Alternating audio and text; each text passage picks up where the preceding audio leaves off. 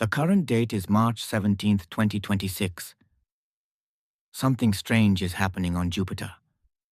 The giant we've known for centuries, the one that dominates our solar system with its massive size and eternal storms, is changing in ways no one predicted. Its famous Great Red Spot, that swirling icon larger than Earth itself, is shrinking faster than ever before. But that's not all.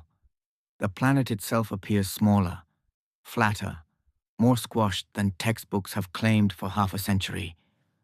Winds whip differently, ammonia swirls unevenly, magnetic fields pulse with mysterious rhythms, and deep inside something stirs that defies our models. Jupiter is getting weird, and scientists are scrambling to understand why. Imagine standing on the edge of an abyss, staring down into a storm that has raged for over 400 years. The Great Red Spot. Once it swallowed 3 Earths side by side. Now, fresh observations show it's barely containing one. In the last 2 decades alone, it has lost thousands of kilometers, shrinking from an elongated oval to something more circular, more compact, its color deepening to a fierce ruddy orange. Winds at its edges still scream at 400 miles per hour, twice the fury of our most violent hurricanes. Yet the storm is starving. Fewer smaller vortices feed it, merging into its core like tributaries drying up.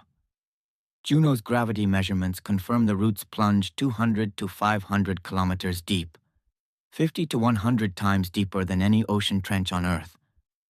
But even that depth can't save it from fading. Wait, the changes go deeper, much deeper. NASA's Juno spacecraft, still orbiting in 2026 after years of daring flybys, has rewritten the basics. Using radio signals bent through the atmosphere during occultations, scientists discovered Jupiter isn't the size we thought. The equatorial radius is about 8 kilometers narrower, the polar radius 24 kilometers flatter. That's not a rounding error. For 50 years, measurements from Voyager and Pioneer eras were off, distorted by those ferocious zonal winds that bulge the equator more than models accounted for. Jupiter is more oblate, more squashed at the poles. A tiny shift on cosmic scales, but it ripples through everything we know about gas giants. If the benchmark planet is wrong, what else is? Look closer at those winds, the belts and zones, those creamy yellows, caramel browns, and pale creams racing in opposite directions aren't static. Every few years, the patterns flip in infrared views. Dark belts glow bright when heat escapes from below, revealing thinner clouds. Lighter zones sink, thick with ammonia ice. But now, uneven ammonia distribution defies uniform mixing. Pockets rise and fall at different latitudes, varying over time. Cool stratospheric caps at the poles sit 11 degrees Celsius colder than surroundings, encircled by winds over 100 miles per hour. Juno's infrared eyes catch folded filamentary regions sprawling across high latitudes, continent-sized swirls rooted deep, transitioning from microwave bright to dark as pressure crushes ammonia and water. These chaotic cyclones dominate lightning, flashing in belts where water is abundant. Jupiter's weather isn't just wild, it's evolving. And the magnetic field? That's where the real strangeness lurks. Juno mapped a convoluted dynamo, not a simple dipole like Earth's. Multiple poles twist in the north, a network far more complex than the south.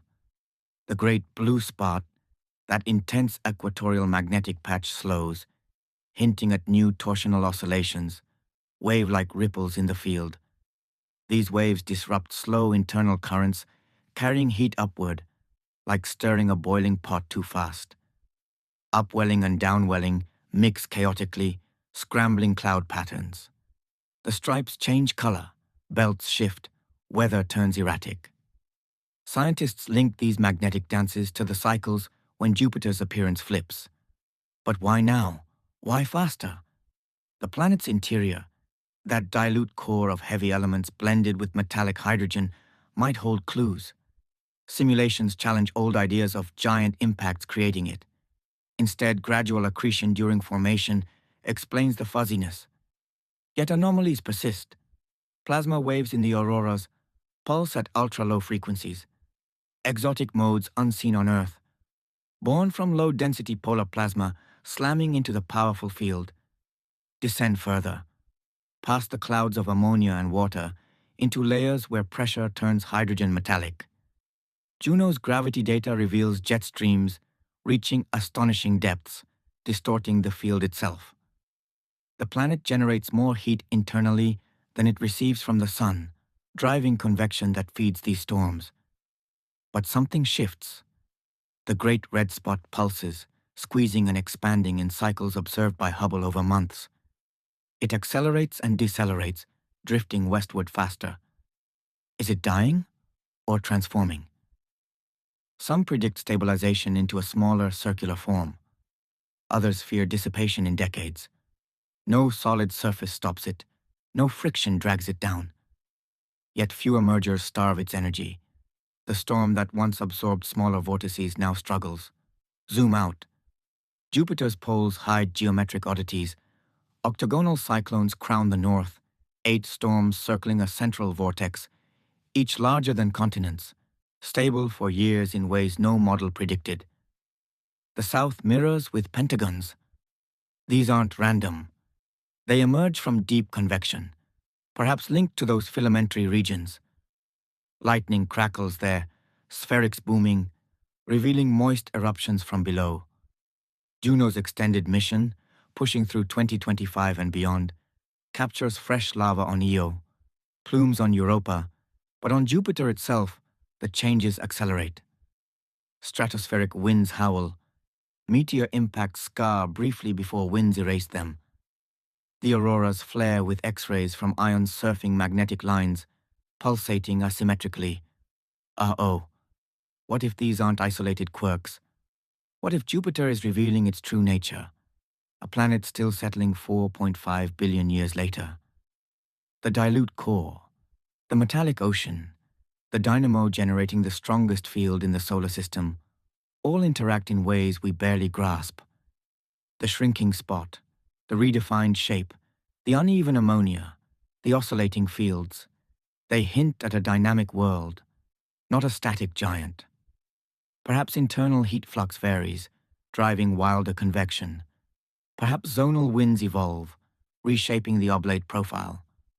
Or perhaps something fundamental shifts in the metallic hydrogen layer, rippling outward. Picture this. You're falling through the clouds, past the colorful belts, into darkness where pressure crushes. Winds howl at thousands of kilometers per hour. Lightning illuminates ammonia crystals. Deeper metallic hydrogen conducts electricity, fueling the dynamo. Waves propagate upward, disturbing the weather we see. The great red spot weakens above, its roots thinning. The planet flattens slightly, winds adjust. Magnetic ripples dance. Jupiter isn't dying. It's alive, changing, revealing secrets long hidden. And yet, the questions burn brighter. Will the great red spot vanish, leaving a scar of calmer air? Or will new storms rise to replace it? How does this evolving giant shape our solar system still, shepherding asteroids, influencing comets? If Jupiter, the Rosetta Stone of planet formation, keeps defying models, what does that mean for every gas giant we discover among the stars? Hey, space dreamers, doesn't this make your heart race? A world we thought we understood is rewriting its own story right now.